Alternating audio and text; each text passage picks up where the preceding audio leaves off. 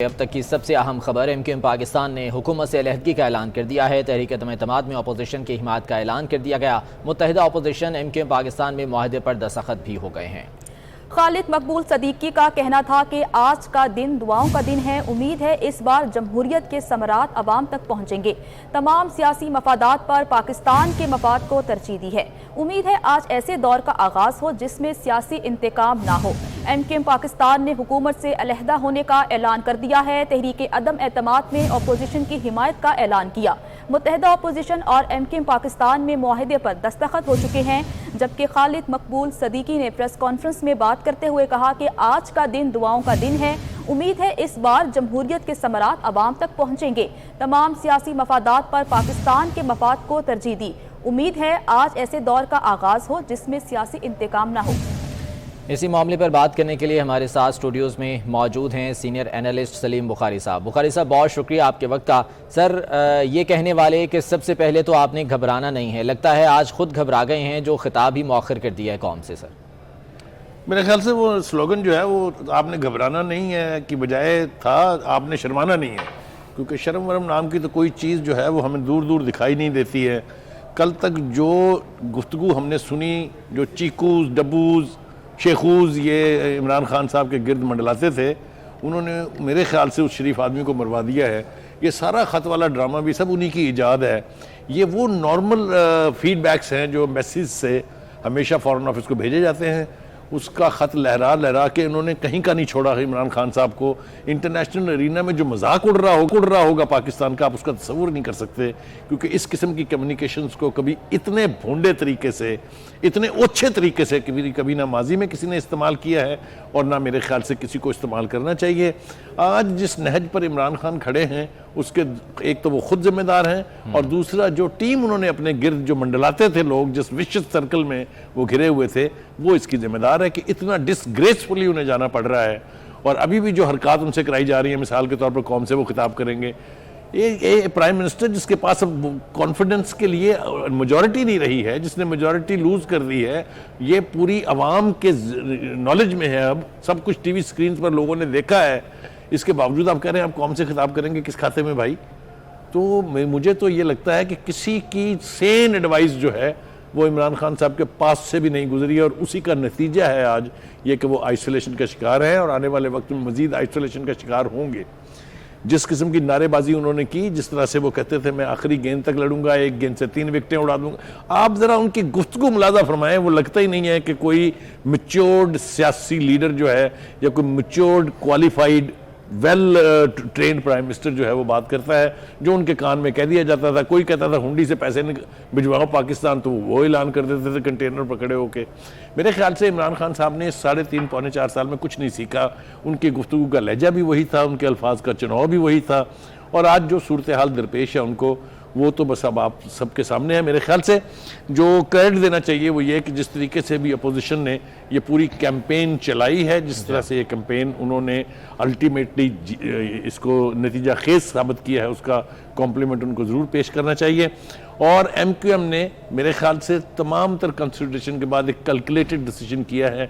वो लोग कराची की उर्दू स्पीकिंग जो 3 शहर हैं बड़े, जो अर्बन एरियाज़ कहलाते हैं, सॉरी रूरल अर्बन एरियाज़ कहलाते हैं कराची के, वहाँ उन्होंने अपने मुफादात की निगहदाश्त की है, उसको प्रोटेक्ट किया है, और ये मेरे ख्याल से एक पॉलिटिकल एंटिटी के तौर पर उनका हक भी था। और जो आवाज़ें वो बुलंद करते थे, जो मुतालबे वो करते थे, उनमें बहुत हद तक ऐसे मुतालबे थे जिनको यकीनी तौर पर माना जाना चाहिए था, लेकिन एलाइज होने के बावजूद भी कराची के अवाम का कोई मसला हल होकर नहीं दिया। अब चूंकि उन्होंने पलट के पीपल्स पार्टी की गवर्नमेंट की तरफ देखा, जो वहां पर गवर्नमेंट ऑफ द डे है इन दैट प्रोविंस, तो यकीनी तौर पर वो जो मसाइल हैं उनके हल होने की उम्मीद जो है वो पैदा हो चुकी है। दूसरी बात यह कि बलूचिस्तान की जो पार्टी है उनको मेरे ख्याल से अगर कॉम्प्लीमेंट ना पेश किया जाए तो ये बड़ी ज्यादती होगी। जिस तरीके से बैप ने, जिस तरीके से अपने जो जैन बुगटी साहब है, उन्होंने खुल के और बर वक्त ये नहीं कि किसी प्रेशर फैसला के नीचे आके उन्होंने ऐलान किए, जिस तरह उन्होंने ऐलानात किए, इसका कॉम्प्लीमेंट भी उनसे कोई छीन नहीं सकता। सही। सना बुच्चा साहिबा हमारे साथ मौजूद हैं, उन्हें भी शामिल गुफ्तगू करते हैं। बहुत शुक्रिया सना बुच्चा साहिबा आपके वक्त का। खान साहब शुरू से ये कहते रहे हैं कि जी it's a game of nerves, और साथ में उन्होंने ये भी कहा कि कप्तान आखिरी बॉल तक खेलता है, हार नहीं मानता है। लेकिन अब लगता नहीं है कि जो सिचुएशन बन चुकी है, जो पॉलिटिकल सिनारियो है, उसमें मजीद सुबकी से बचने के लिए खान साहब को मुस्ताफी हो जाना चाहिए? पता नहीं, it's a game of nerves या Imran Khan is getting on our nerves. I don't understand कि ये नर्व का गेम क्या सिर्फ हमारे आसाब पर चढ़ना है, क्या अपनी पोजीशन पर इस तरह खड़े रहना है जब आपके पास कोई ना जगह है खड़े होने की, ना कोई हक है, ना कोई इख्तियार है, आप इस तरह से खड़े रह के क्या प्रूव करना चाह रहे हैं? और अभी भी मतलब मैं हैरान हूँ कि अभी भी इनके वुज़रा जो हैं वो कह रहे हैं कि वो पुरएतमाद हैं, वो आखिरी बॉल तक लड़ेंगे। कोई बता दे कि आखिरी बॉल कौन सी होएगी, मतलब कब उन्होंने आखिरी बॉल को तस्लीम करना है? मतलब जब आप उनको वोटिंग हो जाएगी, जब नंबर गेम उनके खिलाफ ऑलरेडी आ चुका है, क्या उनको और देखना है? अभी ये हमें पता चला है कि और उनके अरकान है, हुकूमती अरकान, जो अब रब्ता कर रहे हैं ऑपोजिशन से, और वो बेंचेस चेंज करने के लिए तैयार हैं, वो अपनी पोजीशन चेंज करने के लिए तैयार हैं। मतलब खान साहब के पास क्या रह गया है अब जिसकी वजह से वो कह रहे हैं कि मैं आखिरी बॉल तक लड़ता रहूंगा? तो मुझे ये समझ नहीं आ रही कि किस लिए इस तरह से कोई इन्होंने जान से चिमटाया हुआ है कि बस हुकूमत इनके पास से गई तो पता नहीं क्या हो जाएगा इनको। मतलब इनको कोई स्पोर्ट्समैन स्पिरिट याद दिलाए, कोई खान साहब को मतलब कोई ग्लूकोज पिलाए, कोई ड्रिप शिप लगाए। मतलब ये कोई आसाब खो रहे हैं, इनको क्या हो रहा है? मुझे तो हैरानी हो रही है कि ये जो इनके अपने फॉलोअर्स हैं जो इस्लामोफोबिया को सेलिब्रेट कर रहे थे, वो तो तालिबानाइजेशन की तरफ जा रहे हैं कि हम खुद कुछ हमला कर लेंगे, हम पार्लियामान में हमला कर देंगे, हम लोगों को उड़ा देंगे, हम खुद मर जाएंगे। तो अब मुझे तो नहीं पता ये मरने मारने की बातें कहाँ तक लेके जाएंगी। दूसरी बात ये कि जो ये खत का तमाम सिलसिला था, मतलब जिस मुल्क की तरफ अब इशारा हो रहा है, इस मुल्क का नाम तो वो ले नहीं सकते, या वो वेस्टर्न मुल्क तो वो है नहीं, और उसके बाद वजूद आपने अब मुल्क में और कितना फॉरेन पॉलिसी का बहरान पैदा करना है कि जाते जाते आपने मजीद कितना बेड़ा गर्क करना है मुल्क का। तो दूसरी तरफ ये बड़ा चैलेंज है, देखिए कि ये पहली दफ़ा एक जमहूरी हुकूमत को जमहूरी तरीके से हटाया जा रहा है, और जाहिर है कि न्यूट्रल होना तो हमने कभी देखा ही नहीं है, क्योंकि हुकूमती जो हुकूमतें हैं वो कभी हुकूमती तरीके से तो नहीं गई, कभी आईनी तरीके से तो नहीं गई, तो ना हमें पता है कि कैसे जाती हैं, ना हमें पता है कि कैसे हटाया जाता है, क्योंकि अब न्यूट्रलिटी का दौर है। तो I think this is the first time for everyone. तो मेरा ख्याल है let's wait and watch, it's getting मतलब बहुत ही मजे की कुछ थ्रिलर इवेंट लग रहा है ये। इस मुल्क का कप्तान जा रहा है और जा भी नहीं रहा, जाना चाहता भी नहीं है, लेकिन जाना चाहिए भी। पता नहीं क्या करना चाहते हैं खान साहब। तो मेरा ख्याल है कि उनको प्लीज मतलब कोई बताए, उनको कोई रियलिटी चेक दे दे। ये जो उन्होंने अपने पास इकट्ठे किए हुए हैं हवारी टाइप लोग जो उनको गलत एडवाइस करें, मेरा ख्याल है अब ना करें। पहले उन्होंने कहा जी मैं ये करूंगा, पल पल बदलती सूरत हाल इसलिए है क्योंकि पल पल बदलती हिकमत अमलिया के पल्ले कुछ रहा नहीं है। अब करना क्या है अल्लाह जानता है, खान साहब जानते हैं या अल्लाह जानता है। ठीक है सलीम बुखारी साहब, खान साहब ने हमेशा ये कहा कि जी वो उसूलों की सियासत करेंगे, वो सौदेबाजी नहीं करेंगे, लेकिन सियासत नाम है टाइमली डिसीजंस का। आपको नहीं लगता कि खान साहब ने बहुत देर कर दी? अब अगर सौदेबाजी अपने ही उसूलों पर कंप्रोमाइज़ करते हुए अगर वो सौदेबाजी पे आए भी हैं, चाहे वो काफ लीग है, चाहे वो एमकेएम को ऑफर्स की गई हैं, अगर ये टाइमली डिसीजंस हो जाते तो शायद आज सूरत हाल कुछ इससे मुख्तलिफ हो सकती थी। देखिए, पहली बात तो ये है कि वो चूँकि जिस तरीके से प्राइम मिनिस्टर को कंसल्टेटिव प्रोसेस के तहत कोई फैसले करने चाहिए, कोई ऐलानात करने चाहिए, कोई डिसीजन लेने चाहिए, वो प्रोसेस तो वहाँ शुरू ही नहीं हुआ। जैसा मैंने पहले कहा, मैं फिर रिपीट कर रहा हूँ कि एक विशेष सर्कल था उनके गिर्द, जिन लोगों की बात वो सुनते थे। आप देखिए, अभी अपने हमारी साथी ने कहा कि वो इस्लामोफोबिया को लेके उन्होंने इतना बिल्कुल पॉलिसी है ये, सारी दुनिया को पता है कि ये 57 मुल्कों की जॉइंटली सपोर्टेड एक रेजोल्यूशन थी, जिसको सिर्फ ये क्रेडिट है कि पाकिस्तान के मुनीर अकरम साहब जो हैं, ज़मीर अकरम साहब, उन्होंने पेश किया था वहाँ पर। उसका सिंगुलर क्रेडिट क्लेम करके इमरान खान साहब ने सवाए अपनी शर्मिंदगी की और कुछ नहीं कमाया उसमें, इसलिए कि वो रेजोल्यूशन की लफाजी, वो रेजोल्यूशन के ऊपर सिग्नेचर उन मुल्कों के वो सारे मौजूद हैं। इसी तरीके से उन्होंने पहले अमेरिका के साथ हमें तासुर देने की कोशिश की जब ट्रंप साहब थे कि इनसे ज़्यादा कोई रिलायबल बंदा उनका है ही नहीं। अमेरिका और ईरान की सुलह ये करवा रहे थे, सऊदी अरब और ईरान के ताल्लुकात ठीक ये करवा रहे थे, वहाँ से वर्ल्ड कप जीत के आए थे, हमें आके यहाँ बताया मैं दूसरा वर्ल्ड कप जीत आया हूँ। फिर ये हुआ कि हमने ये भी देखा कि पौने 2 साल हो गए हैं जो बाइडन साहब को आए हुए, अब तक उन्होंने टेलीफोन कॉल नहीं की इनको। उसके लिए 3 दफ़ा अपने स्पेशल असिस्टेंट को वहाँ भेजा, किसी ने सुनी नहीं है। ये जो फॉल्स क्लेम कर करके आप अपने टीवी के जरिए, जो पीटीवी को इस्तेमाल करके आपने जो अपनी प्रोजेक्शन कराई, वो एक एक करके ज़मीं बोस हो रही है। अभी आगे आगे देखिए क्या होता है। और अब भी जो ये दावे कर रहे हैं, जो नारे मार रहे हैं, बिल्कुल बेमानी है, उनकी अक्सरियत नहीं रही है। उसको थोड़ी सी ग्रेस का मुजाहरा जो है वो जाते जाते, कहते हैं ना कि चलते चलते कोई एक ऐसा नेकनामी का काम कर जाए कि लोग आपको याद रखें। वो जो आखिरी गेंद तक लड़ने का आपका ऐलान है, वो बेमानी अपने अंदर उसके कोई यानी कुछ सब्सटेंस नहीं है, इसलिए कि you have lost the majority. You are I mean finished as a prime minister. आप कह रहे हैं मैं आखिरी गेंद तक लड़ूंगा, ये आप नहीं कह रहे, ये आपसे शेख रशीद साहब, ये वफाद चौधरी साहब, ये इस किस्म के जो लोग हैं जिन्होंने आपको बर्बाद कराया, तबाह कराया एज ए प्राइम मिनिस्टर, ये उनकी बोली आप बोलते हैं। प्राइम मिनिस्टर साहब, आपकी बदकिस्मती है कि आपने कभी स्टेट्समैन बनने की कोशिश नहीं की, आप बने क्रिकेट के खिलाड़ी, आपने मुल्क को चलाया क्रिकेट के मैच की तरह से, तो नतीजा यही होना था। इफ्तिखार अहमद साहब भी हमारे साथ मौजूद हैं, उन्हें शामिल गुफ्तगू करते हैं। इफ्तिखार साहब, हर चीज़ पे जो है वो खान साहब ने मैं ना मानूं की रट लगाए रखी। अभी भी वो ये कह रहे हैं कि जी मैं कप्तान हूं और मुझे पता है, मैंने फील्डिंग सेट की हुई है, आखिरी बॉल तक लड़ूंगा, हारूंगा नहीं। सर, ये एटीट्यूड अब क्या चेंज नहीं होना चाहिए? नहीं, मेरा नहीं ख्याल कि उन्होंने कैसों का होगा, आज तो नहीं कहा। आज तो सुबह से उन्होंने इतने कंफ्यूज स्टेटमेंट्स दिए हैं कि मैं हैरान रह गया हूँ। पहले उन्होंने कहा कि ये खत जो है ये उनके दुश्मनों ने लिखा है, इसमें साजिश में शामिल हैं, सारे पाकिस्तान की अपोजिशन इसमें फरीक है और पैसे वो खा गए गैर मुल्कों से, और मैं तो एक्सपोज करके रहूँगा इनको, और उसके लिए मैंने दावत दे दी है अपने सहाफ़ियों को।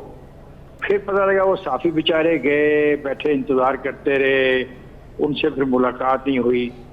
फिर कुछ सहाफ़ियों से कुछ मुलाकात हुई, लेकिन उनको ख़त के मंदरजात जो होते हैं वो नहीं बताए गए, क्योंकि किसी ने ये समझाने की कोशिश की है दौरान कि भाई आप एक अंडर ओथ भी हो, आपने प्राइम मिनिस्टर के तौर पे हलफ भी उठाया हुआ है, कुछ चीज़ें ऐसी हैं जो आपके इल्म में आए तो आप इस तरह वो बाज़ारों में उसको शेयर नहीं कर सकते। और फिर आर्मी चीफ और DG ISI वज़ीर आज़म हाउस पहुँच गए और वहाँ पे कहा तो यही गया कि मुलाकात में फ़ौज के पेशा वाराना मूड पर गुफ्तगू हुई। वो जिन पेशा वाराना मूड पर गुफ्तगू हुई उसके नतीजे में वो जो कौम से एक भरपूर खिताब करना था, वो खिताब भी पोस्टपोन कर दिया गया।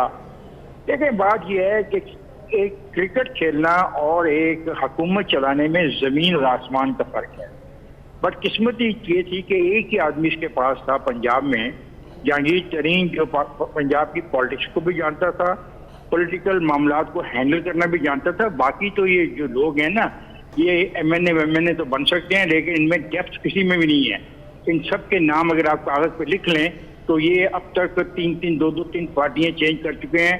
ये कभी किसी के मौक़िफ़ के हामी रहे हैं और कभी ये किसी के मौक़िफ़ के हामी रहे हैं। तो ये तो आने वाले लोग हैं और जाने वाले लोग हैं। और ये बड़े मजे की बात है कि आज सुबह से जो उनको उकसाया जा रहा था कि आप इंकलाबी बन जाए, ओ भाई वो चीज़ है कि जिसपे आप इंकलाबी बनना चाहते हैं, और अब मुझे इल्म में आया है कि उसको सील कर दिया गया है।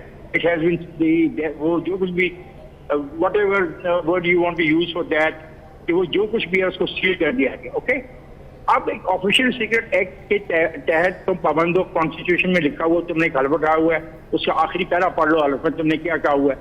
ऐसे रियासत नहीं चलती, और ये रियासत तो क्रिकेट की टीम नहीं है जिसको तुम अपनी ताकत के जरिए या अपने कद और काट के बना पर कहोगे तुम इधर फील्ड करोगे, तुम उधर खड़े हो गए। ऐसा नहीं हो सकता। तुमने करने की कोशिश की, तुम्हारा रवैया इतना अजीब था कि MKM से तुमने खुद बात करनी नहीं मुनासिब समझी। तुमने अपने हरकारे भेजे, उन हरकारों की हैसियत क्या थी वहाँ पे? क्या वो इतने इम्पोर्टेंट थे? वो जो तुम्हारा गवर्नर है, क्या उसकी कोई पॉलिटिकल ग्राउंड है? क्या उसकी कोई पॉलिटिकल स्टैंडिंग है? क्या वो कन्विंस कर सकता था कि MKM के इतने पुराने लोगों को, जिनकी सारी उम्र सियासत की दश में उन्होंने गुजारी है, कि नहीं मुमकिन था? और फिर आपने कमाल ही कर दिया, एक इंतहाई अच्छे खानदान को ऐसे चीज में घसीट दिया आपने कि वो बेचारे को अब समझ नहीं आ रही कि वो क्या इस्तीफा स्पीकरशिप से दे दे या ना दे, क्योंकि स्पीकरशिप तो एक परमानेंट चीज है ना, जब तक नई असेंबली नहीं आती स्पीकर कैन कंटिन्यू।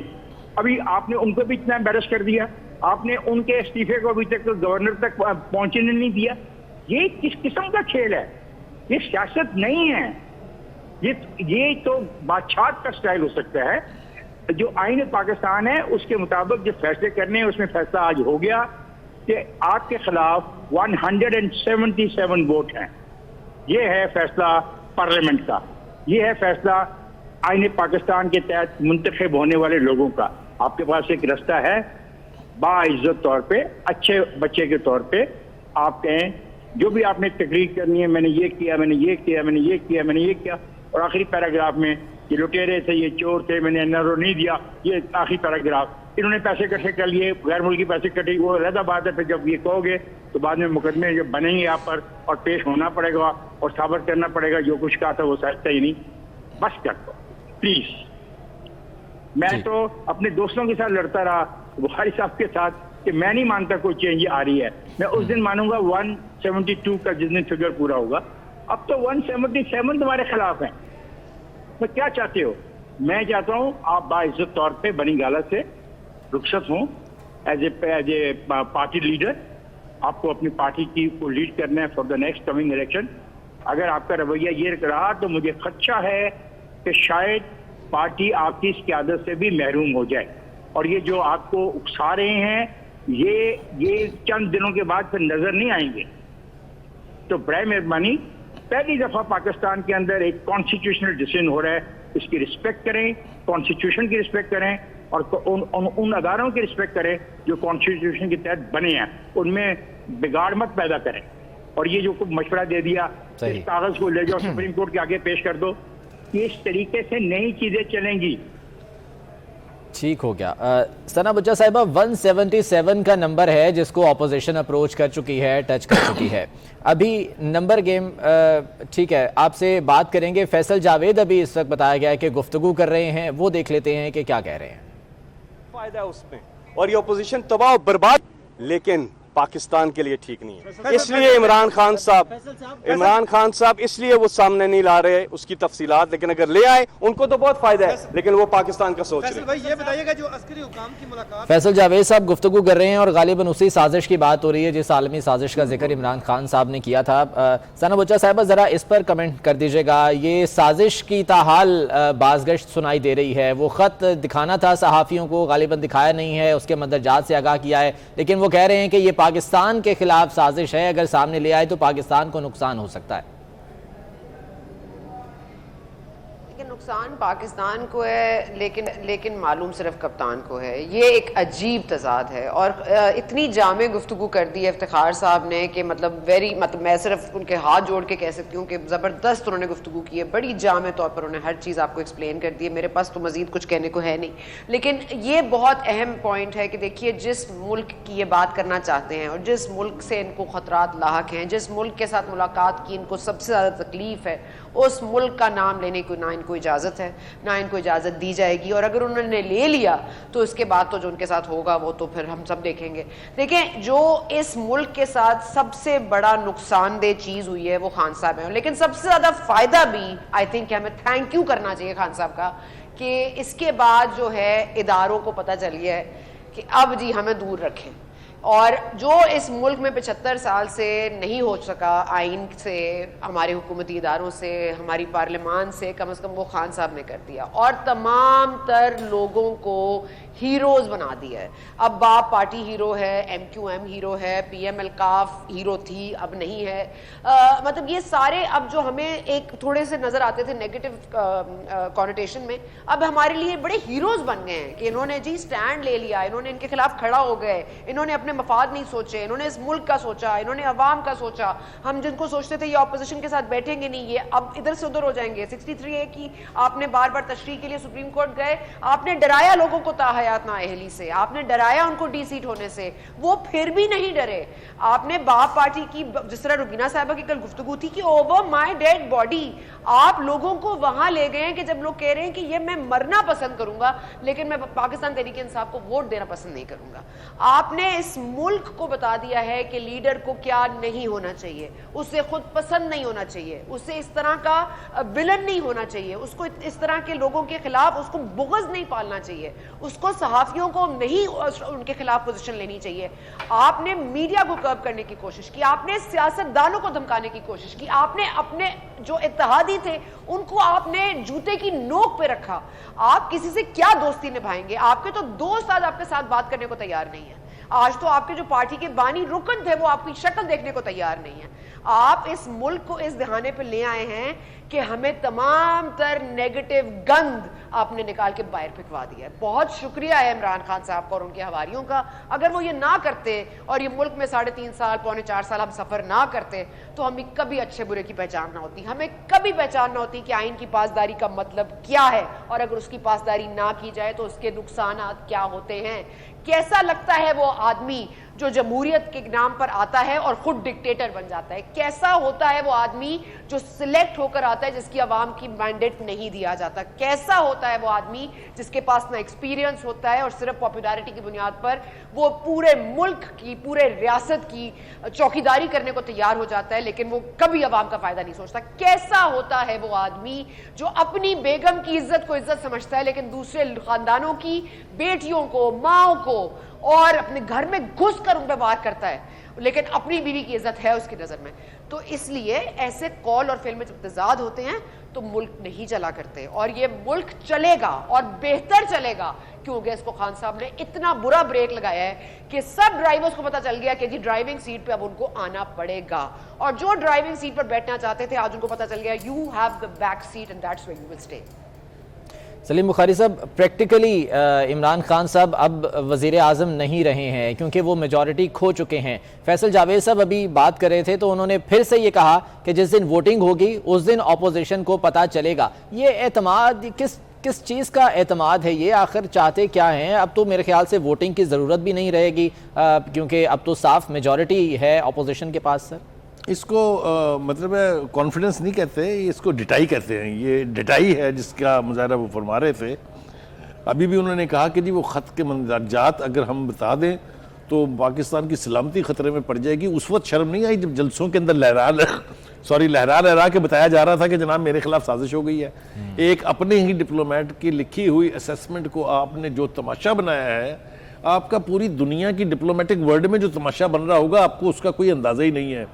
खान साहब, आपको तो बहुत देर पहले मान लेना चाहिए था कि बावजूद इसके कि आपके साथ सारे अदारों ने तावन किया, अनकंडीशनल, आपके साथ आला अदलिया ने साथ दिया आपका अनकंडीशनल, इसके बावजूद आप डिलीवर नहीं कर पाए। बजाय इस पर शर्मिंदा होने के आप कह रहे हैं आपके खिलाफ साजिश हो गई है। साजिश क्या हुई है? आपने किया क्या है? आपने सिर्फ पुराने प्रोजेक्ट के ऊपर अपनी तख्तियां लगाई हैं।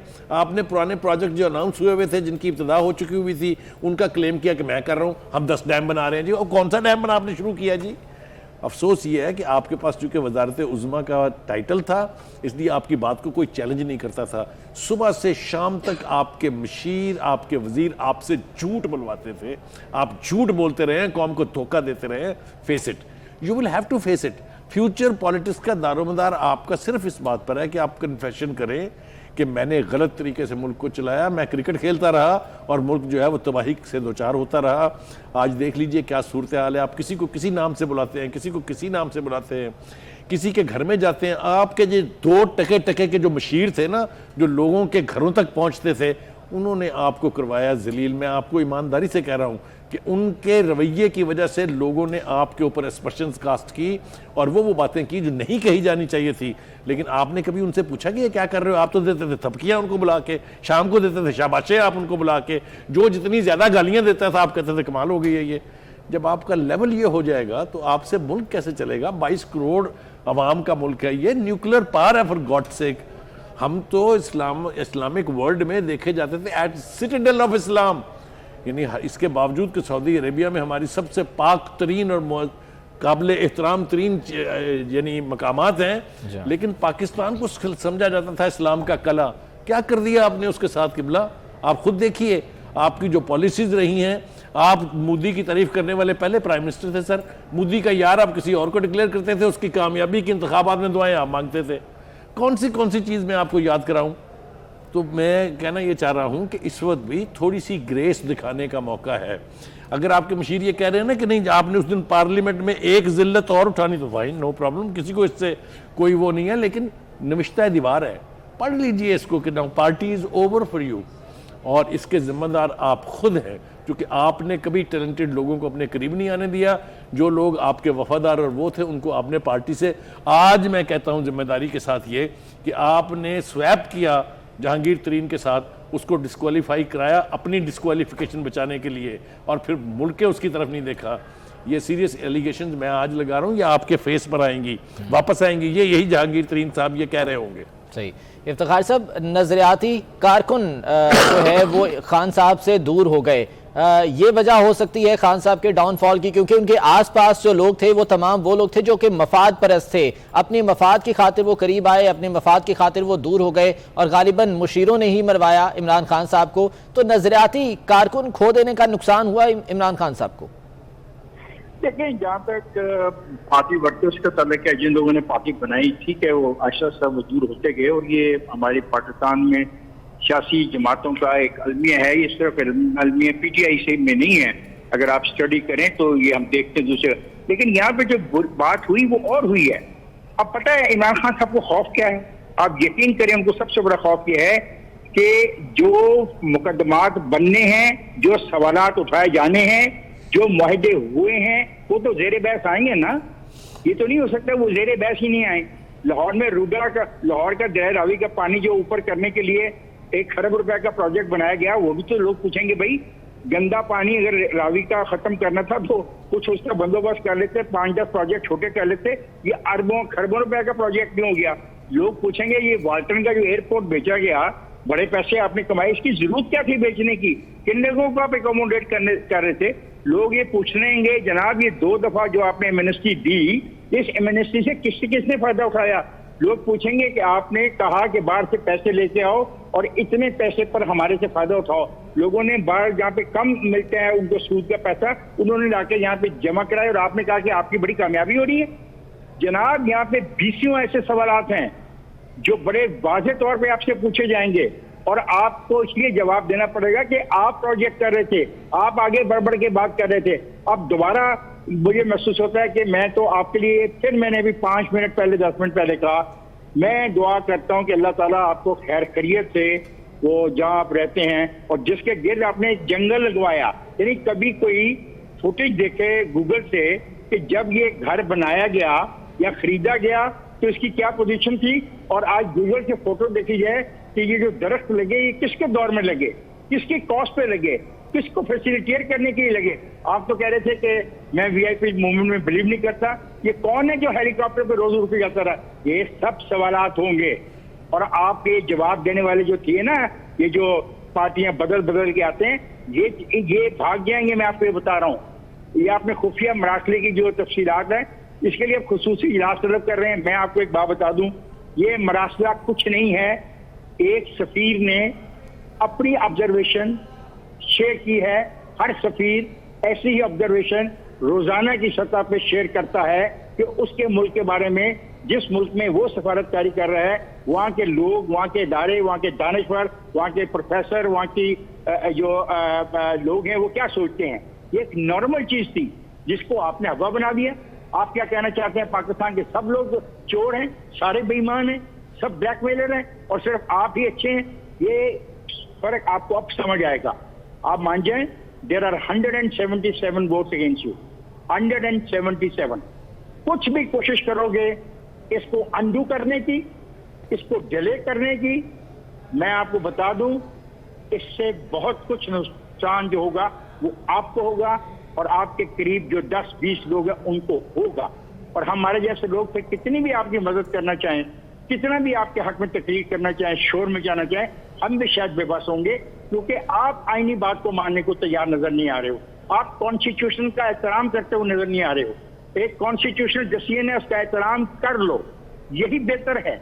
अगर कॉन्स्टिट्यूशनल फैसले का एहतराम नहीं करोगे और उसमें रखना डालोगे तो आप यकीन करो कि नुकसान होगा। मैं बार बार एक लफ्ज पोलाइट इस्तेमाल कर रहा हूँ, नुकसान होगा, क्योंकि मैं नहीं चाहता कि इस मुल्क के अंदर इस किस्म की पॉलिटिक्स इख्तलाफात की चलती रहे, खिंचाव की चलती रहे। अगर इस खिंचाव से बचना चाहते हो तो एक्सेप्ट करो एंड गो एंड रिजाइन। हमें बड़ी मिसालें देते हो कि ठीक है, नुकसान तो सर पहले भी बहुत ज़्यादा हो चुका है और खान साहब अब आगे क्या करने के लिए जा रहे हैं, क्या फैसले लेंगे, यकीनन ये अहम सवाल है जिसका जवाब का इंतजार सभी को है। साथ ही मौजूद रहेगा इफ्तिखार अहमद साहब, सना बुच्चा साहब हमारे साथ मौजूद हैं, सलीम बुखारी साहब हमारे साथ मौजूद हैं। यहीं से सिलसिला आगे बढ़ाएंगे। मौजूदा सियासी सूरत हाल की बात कर रहे हैं। वज़ीर आज़म इमरान खान के खिलाफ तहरीक अदम एतमाद के मामले में सिंध हाउस इस्लामाबाद में अपोजिशन रहनुमाओं की बड़ी बैठक हुई है। शहबाज शरीफ, मुराद अली शाह, खुर्शीद शाह इजलास में शरीक हैं। यूसुफ रज़ा गिलानी, नवीद कमर, शाहजैन बुख्ती, अख्तर मेंगल, साद रफीक, अता तारड़ भी इजलास में मौजूद हैं। मज़ीद जा लेते हैं, उस्मान जावेद हमारे साथ मौजूद हैं। उस्मान, बताइएगा, मुलाकात इस वक्त जारी है, एजेंडा क्या है? देखिए, एजेंडा वज़ीर-ए-आज़म के खिलाफ तहरीक अदम एतमाद है, जिसके ऊपर अपोजिशन रहनुमाओं की सिंध हाउस में बड़ी बैठक जारी है। बिलावल भुट्टो जरदारी और अपोजिशन लीडर शहबाज शरीफ इस इजलास में शरीक हैं, जबकि JUIF समेत दीगर जो अपोजिशन की जमातें हैं उनके नुमाइंदे भी आज के इजलास में मौजूद हैं। और एजेंडा सिर्फ और सिर्फ तहरीक अदम एतमाद के हवाले से, अपोजिशन की अब तक की जाने वाली कोशिशों के हवाले से इस इजलास को बताया जा रहा है। इसके साथ साथ जो हुकूमत के जो माजी के इत्तेहादी थे उस हवाले से भी आज के इजलास में बताया जा रहा है। और साथ साथ जो कल कौमी असम्बली का इजलास होने जा रहा है, कल कौमी असम्बली के इजलास में मुत्तहिदा अपोजिशन की क्या हिकमत अमली होगी, वो भी आज सिंध हाउस के इस इजलास में डिस्कस किया जा रहा है। बिलावल भुट्टो जरदारी जो है वो पाकिस्तान पीपल्स पार्टी के हवाले से जो आज CAC का इजलास हुआ था उसमें जो फैसलों की तौसीक की गई थी उस हवाले से अपोजिशन रहनुमाओं के इजलास में उनको एतमाद में ले रहे हैं। इसके साथ साथ शहबाज शरीफ की जानिब से पाकिस्तान मुस्लिम लीग नवाज की हिकमत अमली से भी आज के इजलास को बताया गया, जबकि JUIF समेत दीगर जो अपोजिशन की जमातें हैं उनकी जानिब से भी अब तक की जाने वाली कोशिशों के हवाले से इस इजलास को बताया गया। और कल कौमी असम्बली का जो इजलास होने जा रहा है जिसमें तहरीक अदम एतमाद भी है, उस इजलास के हवाले से अपोजिशन रहनुमा अपनी एक स्ट्रेटजी बना रहे हैं और स्ट्रेटजी के हवाले से तमाम जो लीडरान हैं, तमाम रहनुमा एतमाद में ले रहे हैं। और इस इजलास में मुनहरिफ अरकान जो हैं वो भी इस इजलास में शरीक है। मुनहरिफ अरकान में जो दोबारा सिंध हाउस में मुंतकिल हो गया, मुनहरिफ अरकान असम्बली की भी इस इजलास में शमूलियत है। राजा रियाज मौजूद है, नूर आलम खान सिंध हाउस के इजलास में मौजूद हैं, जबकि PTI के मुनहरिफ रुकन रमेश कुमार समेत दीगर जो मुनहरिफ अरकान हैं वो भी आज के सिंध हाउस में जो अपोजिशन रहनुमाओं का इजलास है उसमें मौजूद हैं। और जो मुस्तकबिल की लाए अमल के हवाले से और जो कल कौमी असम्बली का इजलास है उस हवाले से उस्मान, कुछ ऐसे भी इत्तलात हैं, खबरें आ रही हैं कि मजीद कुछ MNAs हैं जिन्होंने अपोजिशन से रब्ता किया है और वो भी सिंध हाउस आ रहे हैं, इस बारे में कुछ मालूम हो सका? ठीक है उस्मान जावेद, आप साथ रहिएगा। उस्मान खान हमारे साथ मौजूद हैं। उस्मान, बताइएगा अब तक की क्या तादाद है सिंध हाउस में मेंबरान की जो कि आ चुकी है और मजीद भी क्या MNAs पहुंच रहे हैं? अपोजिशन ने मजीद सरप्राइज जो है वो हुकूमत को देना शुरू कर दी है। हुकूमत एक और मुनहरिफ रुकन डॉक्टर आमिर लियाकत यहाँ पर मौजूद है और जो दीगर मुनहरिफ अरकान है वो मौजूद है। 196 मेंबरान जो है वो अपोजिशन अब तक मुकम्मल कर चुकी है। आज का जो ये तकरीब है ये बुनियादी तौर पर जो मुनहरिफ अरकान थे उनके एजाज में रखी गई है पीपल्स पार्टी की जानिब से। और इसमें अपोजिशन लीडर शहबाज शरीफ, PDM के सरबराह मौलाना फजल रहमान, सरदार अख्तर मेंगल और खसूसन फिर MGM के जो मेंबरान हैं वो भी मौजूद हैं। बलूचिस्तान अवामी पार्टी के मेंबरान हैं, 2000 अरकान है, सरदार साले बुदानी, अली नवाज अवान है, जमहूरी वतन पार्टी के सरबराह शाहजैन बुख्ती है। यानी अपोजिशन के जो तमाम तर वो मेंबरान जो हुकूमत से टूट कर इस तरफ आए हैं वो भी आज के इजलास में मौजूद हैं। आज के इजलास का जो बुनियादी मकसद था वो जो मुनहरिफ अरकान थे पाकिस्तान पीपल्स पार्टी के, उनका जो है वो शुक्रिया अदा करना था और उनको खुसूसी तौर पर शुक्रिया कह के जो उन्होंने ताउन किया अपोजिशन के साथ और जिस तरह अपोजिशन के साथ वो खड़े रहे हैं बुनियादी तौर पर उनके एजाज में था। आज की इस इशाइये में हमारे बावजूद राय के मुताबिक 196 मेंबरान मौजूद है, जिनमें हुकूमत के अपने जो टूटे हुए मुनहरिफ अरकान है वो हैं, अपोजिशन के मेंबरान हैं, हुकूमत के जो इत्तेहादी अपोजिशन की तरफ आए हैं वो मौजूद है, पार्टियों के सरबराहान मौजूद है। आज के इजलास में बुनियादी तौर पर जो अपोजिशन का आज का इकट्ठ था उसका मकसद अपना पावर शो करना था कि उनके पास कितने मेंबरान हैं। तो 196 की एक बहुत बड़ी तादाद है। अपोजिशन को सादा अक्सरियत के मुताबिक वज़ीर आज़म बनने के लिए 172 वोट दरकार होते हैं, मगर 196 तक जो है इनका फिगर अब पहुंच चुका है। तो अब अपोजिशन मजीद भी अभी राब्ते कर रही है। जो हुकूमत की जो ये 2 इत्तेहादी जमातें अब रह चुकी है, जिनमें ग्रैंड डेमोक्रेटिक अलायंस है और काफी के, इनके साथ भी राब्ते चल रहे हैं। जरा इस बात का दावा कर रहे हैं कि जेडीए की भी कुछ अराकीन टूट जाएंगे और इसी तरह काफी का एक रुकन तारिक बशीर सिमा पहले ऐलान कर चुके हैं। तो अब अपोजिशन जो है वो अक्सरियत के साथ जो है वो सामने आ चुकी है। तो अब देखते हैं, कल कौमी असम्बली का इजलास होगा जिसमें अब अदम एतमाद पर बहस होगी और अब देखते हैं उसके बाद अदम एतमाद वाले दिन की क्या सूरत हाल बनेगी। जी ठीक है, उस्मान खान इस्लामाबाद से हमें आगाह कर रहे थे। उस्मान जावेद हमारे साथ मौजूद थे, बहुत शुक्रिया आपका। तो ये तादाद अब 196 तक जा पहुंची है। पीपल्स पार्टी की जानिब से तमाम अरकान के एजाज़ में हाई टी का अहतमाम किया गया है और मज़ीद कुछ MNAs हैं जो कि यहाँ पर पहुँचे हैं। तमाम तर जो अपोजिशन के रहनुमा हैं वो यहाँ पर मौजूद हैं और इस वक्त ये हाई टी वहाँ पर जारी है। सलीम बुखारी साहब, ये तो मोर देन इनफ जिसको कहते हैं वो हो गया। अच्छा, यहाँ पर एक और अहम खबर है, वो भी अपने नाज़रीन से शेयर करेंगे कि खुफिया मरासले की तफसीलात वफाकी काबीना के खुसूसी इजलास में पेश कर दी गई हैं। ज़राए के मुताबिक साबिक सफ़ीर असद मजीद ने दफ्तर ख़ारजा को खुफिया मरासला भेजा है। असद मजीद ने अमरीकी असिस्टेंट सेक्रेटरी ऑफ स्टेट बराए जनूबी एशिया से मुलाकात के बाद ये मरासला भेजा है। वज़ीर आज़म इमरान खान ने काबीना अरकान को ख़त की तफसीलात से आगाह कर दिया है। काबीना से ख़त के मंदरजात शेयर करके ख़त को ऑफिशियल सीक्रेट एक्ट के तहत सील कर दिया गया है। तो ये खुफिया मरासला वफाकी काबीना के खुसूसी इजलास में पेश कर दिया गया है। सलीम बुखारी साहब, ये ख़त जिसका बहुत ज़्यादा जिक्र किया जा रहा था, जिसको आलमी साजिश करार दिया जा रहा था, ये साबिक सफ़ीर हैं असद मजीद, जिन्होंने मुलाकात के बाद ये मरासला वज़ीर आज़म को भेजा था और गालिबन अभी जिस तरह से आप बात कर रहे थे कि इट्स अ रूटीन मैटर, इस तरह की चीज़ें जो है वो आती रहती हैं, राय का इज़हार किया जाता रहा है। सर क्या कहेंगे?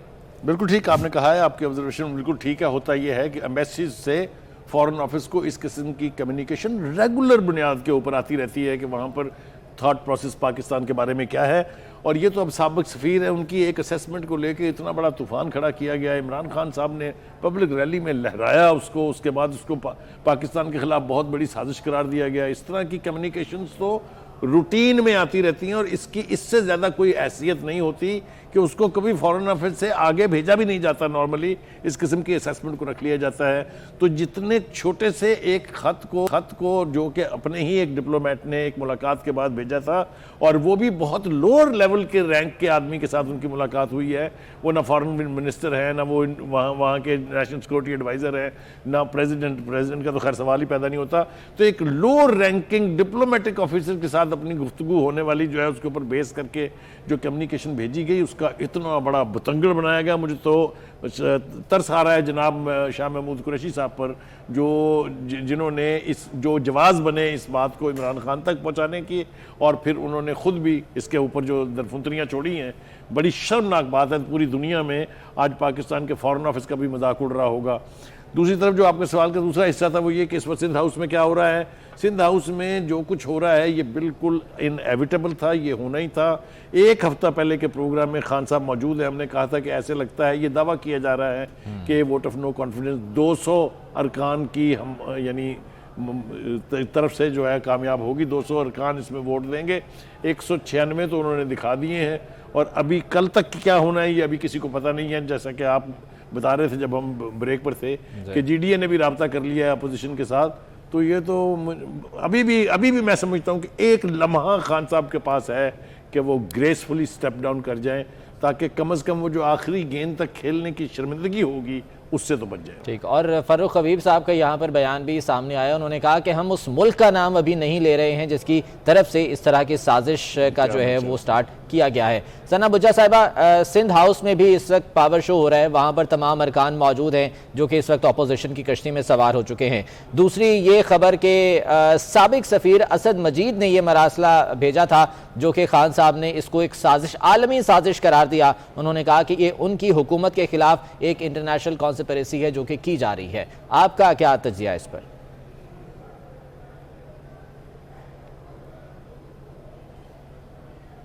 सना बुच्चा साहिबा, आप सुन पा रही हैं? गालिबन राब्ता मुनक़ता हुआ है सना बुच्चा साहिबा से। इफ्तिखार साहब, यही सवाल मैं आपके सामने रखूंगा, ठीक है? मुझे अभी एक ब्रेक की तरफ जाना है, ब्रेक से वापस आएंगे तो यही सवाल इफ्तिखार अहमद साहब के सामने रखेंगे और इस हवाले से जानेंगे कि आने वाले दिनों में इसके क्या असरात हो सकते हैं।